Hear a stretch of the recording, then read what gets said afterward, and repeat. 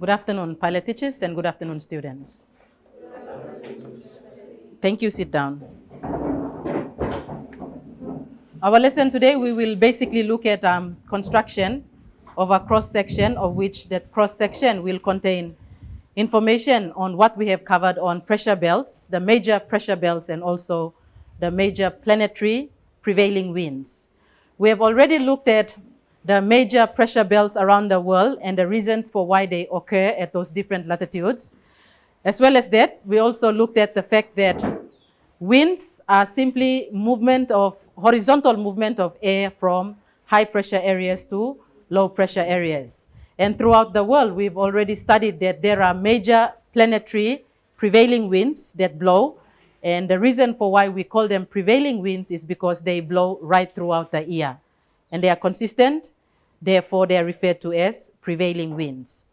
We also have winds blowing on a smaller scale, and we are going to look at those later on. If we do have time, then those winds that blow on a smaller scale, which are referred to as local winds, we will look at only one or two examples, and then the other examples, we are going to give it to you as an assignment to actually work on. Before you could complete that assignment, we will look at two examples at least, and the two examples that we are going to look at on local winds will be the monsoon and land and sea breeze. We are still looking at the major planetary prevailing winds, and to recap on what we have already covered before we look at the cross-section, let's look at generally the movement of air, horizontal movement of air on a global scale. Note the major pressure belts. We start off from the equator, the doldrums, 0 degrees, low pressure area, simply because of the rising air. 30 degrees north and south, we have the horse latitude. Those areas are areas of high pressure simply because of the sinking air. Then we come to a 60-degree latitude where we have low pressure, and the low pressure at the 60-degree latitudes are mainly as a result of the meeting of the two air masses, warm air from the equator coming to meet with the cold air from the poles, where they meet around 60-degree latitude. The warm air rises, giving rise then to a low pressure belt at that area. And finally, at the North Pole and the South Pole, we have a high pressure belt area, and simply that is as a result of the low temperatures. Okay, together with the horizontal movement of air now, we have to also remember that air movements can be of two types. Air movement which is vertical are referred to as currents, air currents. And air movements that are horizontal are simply winds. So when we look at the horizontal movement of air, which are the winds, winds will usually blow from the high pressure areas to low pressure areas. So on a non-rotating Earth, here is a diagram to show us what the winds would actually look like on a non-rotating Earth. From the high pressure belt, which are the 30 degrees, blowing back towards the equator. Any winds, prevailing winds that blow at that latitude are referred to as the trade winds. Okay, in the southern hemisphere, they're referred to as the southeast trade winds. In the northern hemisphere, they're referred to as the northeast trade winds. We also have movement of air from the 30 degrees to 60 degrees, again from high pressure to low pressure. Any winds that blow between 30 degrees to 60 degrees in the north and similarly in the south are referred to as the westerlies. In the northern hemisphere, they are referred to as the southwesterlies. In the southern hemisphere, they are referred to as the northwesterlies. And finally, movement of air, horizontal movement of air from the North Pole to the 60 degrees in the northern hemisphere, and from the South Pole, which is a high pressure area, to the 60 degrees low pressure in the southern hemisphere are referred to as the polar winds. Okay, so we have the polar winds, 90 degrees to 60 degrees in the North Pole, 90 degrees to 60 degrees in the South Pole. So we see here the three major planetary horizontal movement of air. The trade winds in those latitudes, the westerlies in those latitudes, and the polar in those latitudes. When we look at a non-rotating Earth, that is exactly what the winds may look like. But in reality, the Earth rotates on its axis. And when the Earth rotates, any moving body, especially air or water, will also not rotate but deflect with the movement of the rotation. Okay, so the deflection now becomes part of what we call the Coriolis effect or the Coriolis force. So today we are going to look at the deflection resulting in the deflection of both the ocean currents and the winds. We will not do so much on ocean currents because we are looking at planetary winds, and we are going to look at what happens to the prevailing winds, especially in the northern hemisphere and in the southern hemisphere as a result of the Earth's rotation. And that leads us then to the work on Coriolis effect or the Coriolis force. So in reality, in your exercise book, when you construct your diagrams should be correct to showing the deflection of the winds in those different latitudes. The deflection of the winds, they come about simply as a result of the Earth's rotation. Okay, now we look at the deflection of the winds together with rotation and those major planetary winds. We start off now from the host latitude towards the doldrums. The host latitudes are high pressure areas, 30 degrees south and 30 degrees to the north. We already found out that winds will always blow from high pressure to low pressure. So from the southern hemisphere or in the southern hemisphere, winds that are blowing from the high pressure to the low pressure will be deflected to the, in the southern hemisphere, they will be deflected to the left. When they're deflected to the left, therefore, they will give us what we call the southeast trade winds. So when you construct the arrows, do not construct the arrows showing winds blowing straight from the high pressure to the low pressure area. The winds must be shown at an angle, and that angle is as a result of the rotation of the Earth. Okay, and the correct angle that you must show the winds in the southern hemisphere from 30 to 0 should be to your left. So the deflection is to your left. In the southern hemisphere from 30 degrees to 0.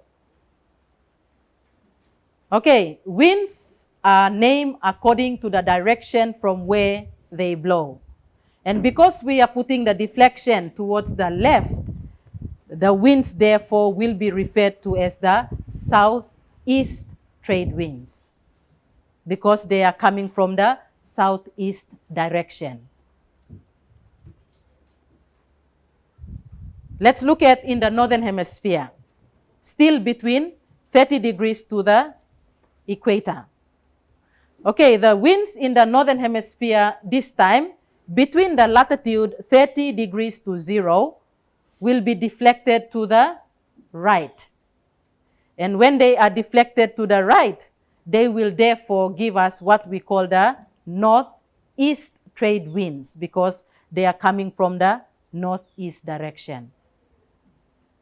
The deflection is as a result of the Earth's rotation, and the deflection is referred to as the Coriolis effect. Let's move on. This time, we are going to look at the movement of air from 30 degrees to 60 degrees in the northern hemisphere and 30 degrees to 60 degrees in the southern hemisphere. Remember, in the southern hemisphere, the deflection will always be to the left. In the northern hemisphere, the deflection will always be to the right. So that you are not confused on how you can be able to identify the deflection, you will have to stand with your back to the wind. And then you can see whether you are going to the right or to the left. So in the southern hemisphere, if you stand with your back to the wind, the deflection will be to your left. Okay? In the northern hemisphere, if you stand with your back to the wind, the deflection will be to the right. Does that help? Okay, now we move on to the 30 degrees to 60 degrees in the south, and 30 degrees to 60 degrees in the north. Okay, if you were in the southern hemisphere first, the westerlies are blowing from high to low. Okay, the deflection will be to your left. Okay, it's in the southern hemisphere. Southern hemisphere always deflection to the left. So you see your arrows, they would be drawn at an angle going towards the left-hand side. Okay. Similarly, in the northern hemisphere, if you stand with your back to the wind, the deflection will be to the right. So see the way the arrows are drawn here between 30 to 60, deflection to the right. Can you see that? I'll repeat that statement again to help you with knowing the deflection so that you are putting the arrows correctly to indicate which way the wind is going to deflect. You stand with your back to the wind. Don't face the wind. You stand with your back to the wind. In the northern hemisphere, the deflection will always be to the right. In the southern hemisphere, the deflection will always be to the left. Okay? Now let's go back. We start off again with from the 30 degrees horse latitude to the equator. Okay? 30 degrees to the equator. The deflection will be to the left, resulting then in the winds referred to as the southeast trade winds, because winds are named according to the direction from where they blow. Okay, so the southeast trade winds. In the northern hemisphere, deflection to the right, giving us then the northeast trade winds. Okay, the westerlies, the direction in the northern hemisphere, deflection will be to the right. See the way the arrows are constructed to show the deflection of the winds and the direction. Okay, and in the southern hemisphere, to the left, the westerlies, the direction should be at an angle. Okay, then we have the final, the polar winds. And because in the North Pole and the South Pole, there is no other way the winds can actually travel except from the poles back to the equator, the winds will be seen like coming from the poles straight down towards the equator. The deflection again is going to be towards the right in the northern hemisphere, and in the southern hemisphere, the deflection will be to the left. Okay? So you see the arrows here to the right, the polar winds from the North Pole to the low pressure at 60, to the left from the high pressure South Pole to the 60. Okay, the deflection of the winds in the different hemisphere is as a result of the rotation of the Earth. And that deflection is referred to as the Coriolis effect. Any questions? Any questions on the Coriolis effect?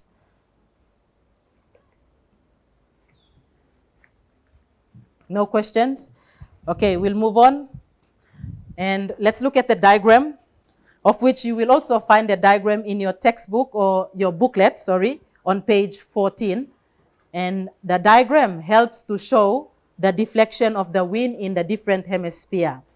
A couple of important rules we must remember so that we can understand this diagram. Number one, horizontal movement of air is referred to as winds, and winds will always blow from high pressure to low pressure. So whenever you have those arrows, and if your arrows are going from low to high, then definitely the information is wrong. It will have to go from high to low. So one thing to look out for. Number one, winds always blow from high pressure to low pressure. Number two, the deflection of the winds in the different hemisphere is referred to as the Coriolis effect. In the northern hemisphere, all freely moving bodies, air or water, are usually deflected to the right. In the southern hemisphere, all freely moving bodies, especially air and water, are deflected to the left. Okay, remembering those two important points, let's look at the diagram, which you will find on page 14 also, to help you. We start off with the southern hemisphere, okay? We're in the southern hemisphere. let's look at the bottom half of this diagram. Low pressure here, high pressure here. Okay? If we look at this first sample, between which latitudes do you think this would actually represent or show? From 30 degrees to 0 degrees, or the equator in the southern hemisphere. Okay?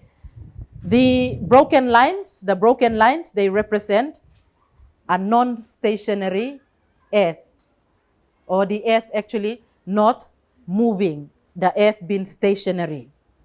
I should say a non-rotating Earth. Okay? The broken lines would represent what the winds or how they would actually blow. But because of the Coriolis effect, in the southern hemisphere, if the winds are blowing from the 30 degrees high pressure to the doldrums, then the deflection will be to the left, okay, as shown here. Okay, the arrow here represents the path taken. Do we understand that?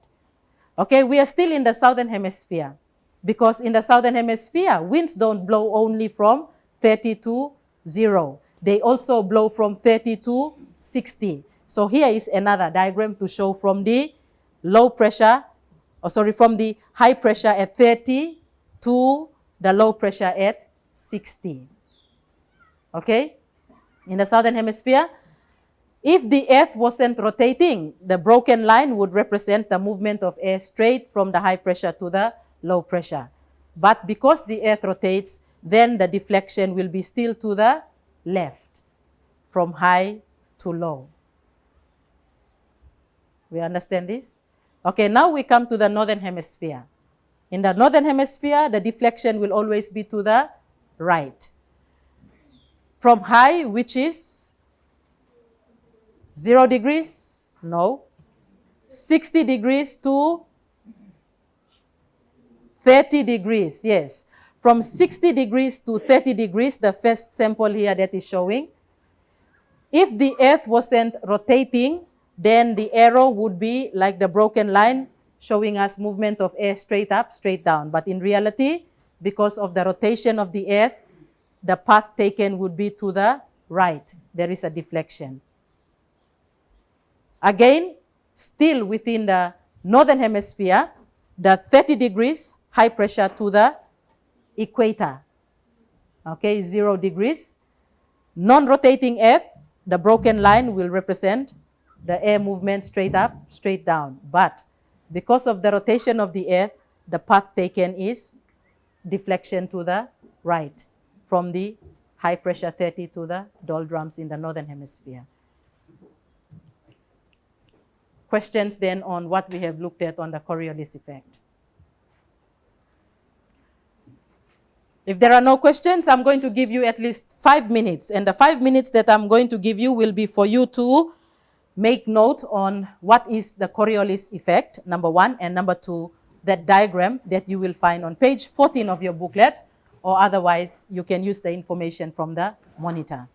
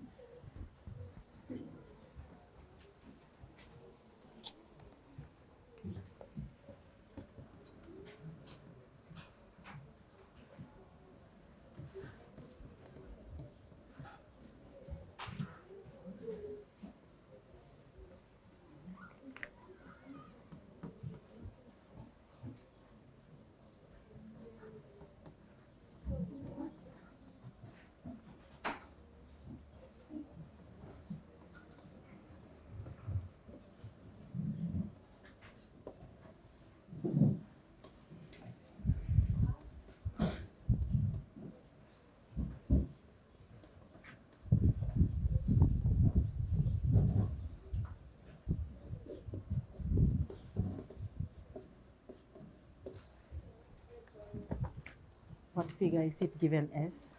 Figure 21.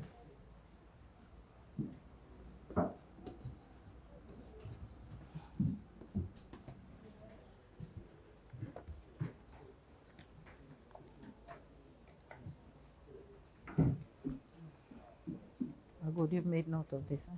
Do you understand what you are actually making note of? Okay, just read through, and if you have any questions, you can. You have a question?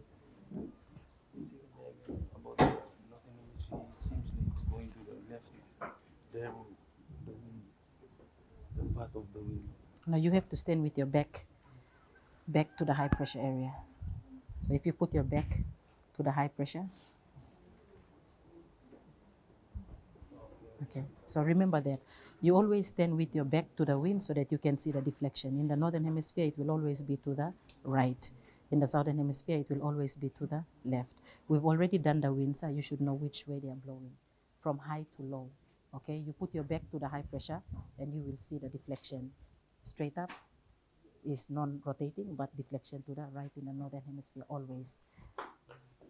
So try check on that one and see if it will help.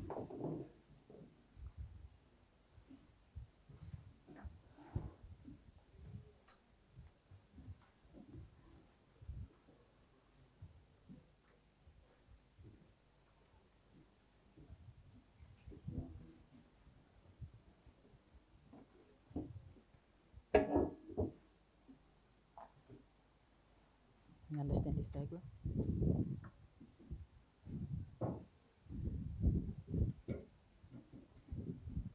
That's the same diagram that I have on the board, on the monitor there. But that is just to tell you that you must remember always that deflection in the northern hemisphere as a result of the rotation of the earth will always be to the right. In the southern hemisphere, the deflection will always be to the left. How do you know whether you are going to the right or to the left? Always stand with your back to the high pressure area. So if you give your back to the high pressure and you're looking down to the low, you will be able to work out whether you're going the right way or not. You see, if you stand with your back here and you're looking up to the low, that's to the right, right? And if you stood with your back looking down here, then that's still to the right. In the southern hemisphere, you stand with your back to the high pressure, you look up, it will be to your left. Similarly, if you stood out there with your back to the high pressure and you look down, this is to your left.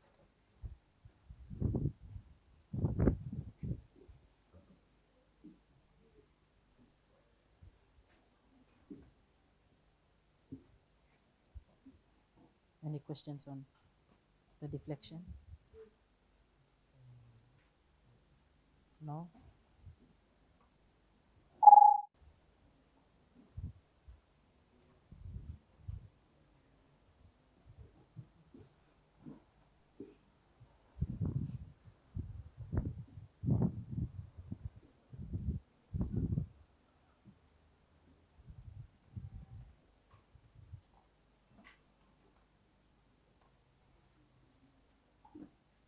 With that query, it solves your problem. You understand that better now. So always remember, that's why I said at the beginning, always remember that when you stand where the high pressure is, you give your back to the, yes, and then you look to the low pressure. So you can tell in the northern hemisphere, it will always be deflection to the right, and in the south, it will always be to the left.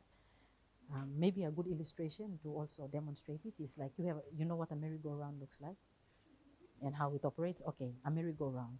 Okay, let's have a piece of paper or pencil. This will do here. You have a merry-go-round and you put two people. One, you put them right in the center of the merry-go-round. The other one, you put them at the rim. Okay, the merry-go-round will continuously rotate. Okay, let's assume that it's rotating in a counterclockwise, which is anti-clockwise. So that means it's going that way.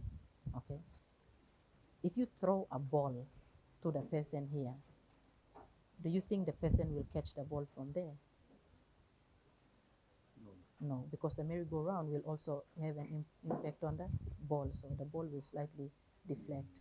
Similarly, the wind is like that. Because of the rotation of the earth, the winds that are blowing are not straight up, straight down. Because of the rotation, there is also the deflection, and that's what we call the Coriolis effect.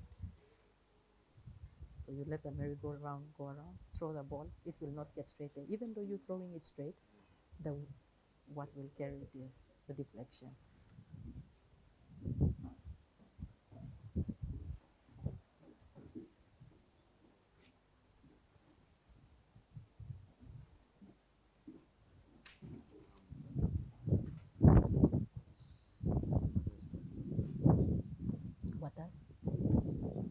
is to either go, not directly go inland, but rather go off course, slightly either to the left or to the right. So if something deflects, that means instead of coming straight from you, they bounce off and they go somewhere else, or they move a little bit to the other side.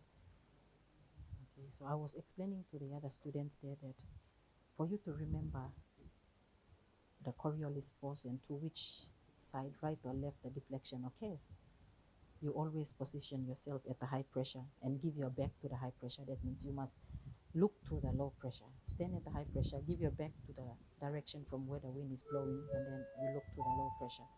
You will find that always in the northern hemisphere, the deflection will be to the right. In the southern hemisphere, it will always be to the left. Kieran was just querying, this doesn't look right. And then I told him, yeah, because you see, you are standing there. This is the northern hemisphere, high to low, deflection is to the right, right? Here, where are you standing? You're standing up here, your back is here, you're looking down, deflection is still to the right. Similarly, in the southern hemisphere, you stand at high pressure, you look up, deflection will be to the left. If you stood here, high pressure, you look down, this is still to the left. So always give your back to the wind.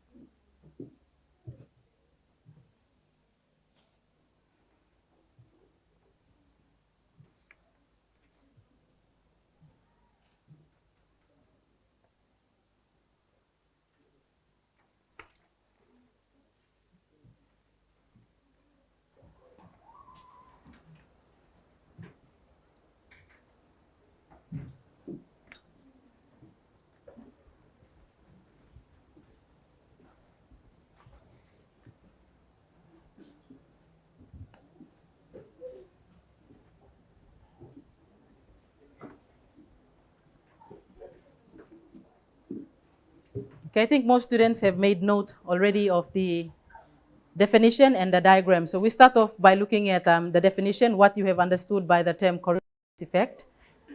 Gibest, can you explain or can you define what Coriolis effect or Coriolis force is?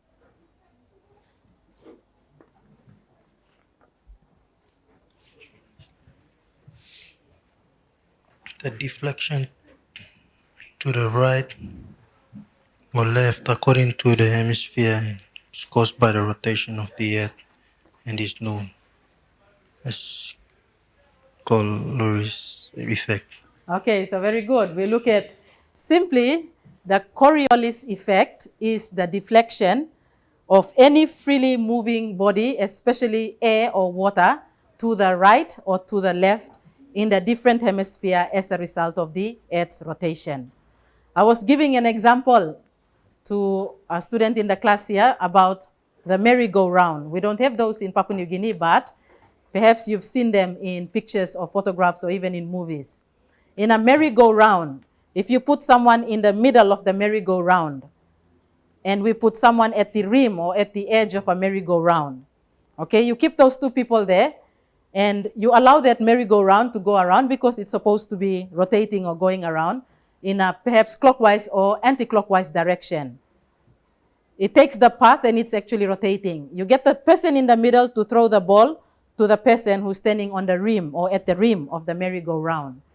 The ball will not go directly to the person that who is supposed to catch that ball. What will happen is the ball will also deflect according to the merry-go-round going around.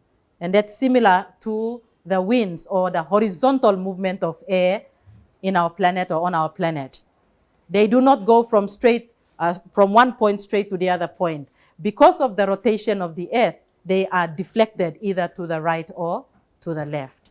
And the deflection is referred to as the Coriolis effect. To finish off our lesson, I'd like us to also look at a summary of what we have covered. And the summary is basically in the format of a cross-section. The cross-section that you are going to, or we are going to go through, you will also find in your booklet on page 13 of your booklet, Introduction to Climate. contains that cross-section, and I would like you to copy down that cross-section for your homework. Okay, that cross-section may serve as a summary on what we have already covered on the major planetary pressure belts and also the prevailing winds. Okay, let's look at the cross-section and see if we understand what this cross-section is showing, and then for your homework, you will be required to make note of this cross-section into your exercise book. We start off by looking at the equator to the North Pole, equator to the South Pole. I've already divided the cross-section into the major latitudes where the major pressure belts are. The 30 degrees, north and south, 60 degrees, north and south, and the North Pole and the South Pole. The doldrums, we know that from what we have covered. Air rises, shown by the red arrow. On rising, it will actually cool, and then it will warm on sinking. The air sinks at about 30 degrees north and south where the host latitudes are. The low pressure at the doldrum is mainly caused by temperature because it's hot here. The high pressure belts at the 30 degrees north and south are mainly caused by temperature and also by the rotation of the earth. Air masses that are moving back horizontally from the 30 degrees to the doldrums are referred to as the trade winds. In the northern hemisphere, it is the northeast trade winds. In the southern hemisphere, from 30 back to the 0 is the southeast trade winds. Meanwhile, some of the air masses from the 30 move towards the 60 north. In the southern hemisphere, from 30 to the 60 north, some of the air masses move. In the poles, the North Pole, cold air, which have sunk in the northern hemisphere, in the North Pole, moves towards the equator. The warm air from the 30 degrees will meet up with the cold air at about 60 degrees latitude. As a result of the meeting of the air, warm air would rise, and then upon rising, it will cool, and then finally it will sink again at the 90 degrees, giving rise to a high pressure. Meanwhile, the rising air at 60 will create a low pressure belt. The low pressure at the 60 degrees north and 60 degrees south is simply caused by the warm westerlies rising up over the cold polar. Finally, in the 90 degrees north and south, we know that there is a high pressure belt there simply because of the cold temperatures. Okay, that diagram then is a cross-section showing us the relationship between the major pressure belts and the major prevailing winds. And I'd like you to make note of the diagram as a summary for what we have covered on pressure belts and prevailing winds. With that information, that will also bring us to the end of our lesson. So class, if you could stand up now.